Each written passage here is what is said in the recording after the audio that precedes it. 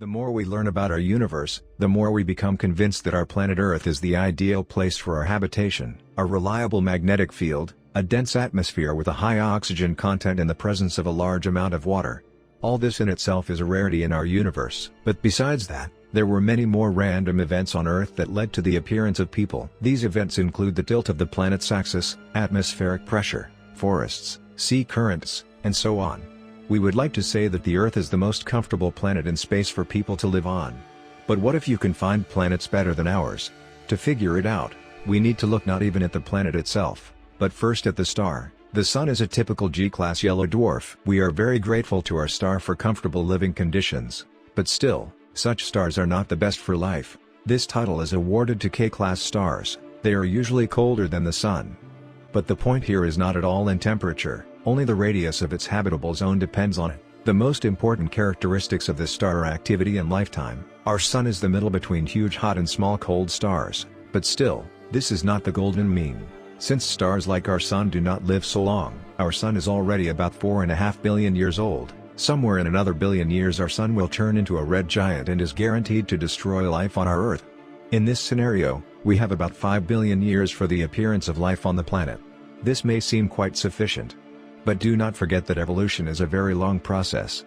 For example, it took 3.5 billion years for single-celled bacteria to turn into a human on our Earth, but K-class stars live for about 40 or 70 billion years.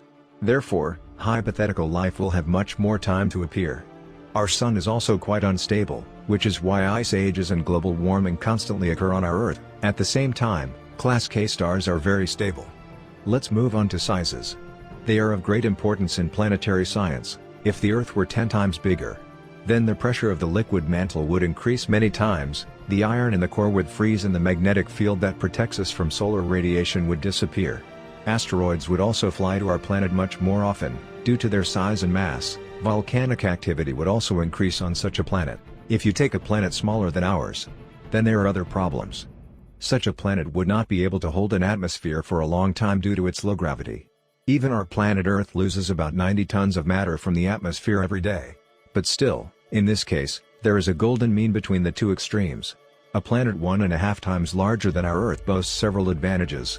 Such a planet will be able to calmly hold the atmosphere and make it denser. This will reduce the amount of solar radiation and lead to a couple more side effects, such as straightening the relief. The depth of the oceans will decrease and, as a result, the diversity of marine fauna will increase. Tectonic activity has slightly increased, but this is offset by the huge size of this planet for settlement.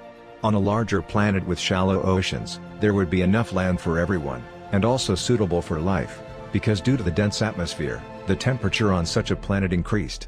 Everything looks like paradise on such a planet, although it would have to adapt to gravity and it is unlikely that the vegetation will be as high as ours. But nevertheless, according to scientists, such a planet has much more advantages than disadvantages. There will be many more small continents, resulting in more population. All this will lead to a greater variety of life. Look at Australia with its unusual spiders and kangaroos. Because when life is distant from each other, weak species are much more likely to survive and evolve into something interesting. People are constantly trying to find a planet better than Earth, but constantly when looking at candidates in detail, they do not meet the expected characteristics. Most often, scientists use mathematics to calculate the orbits, masses, and hypothetical compositions of the planets.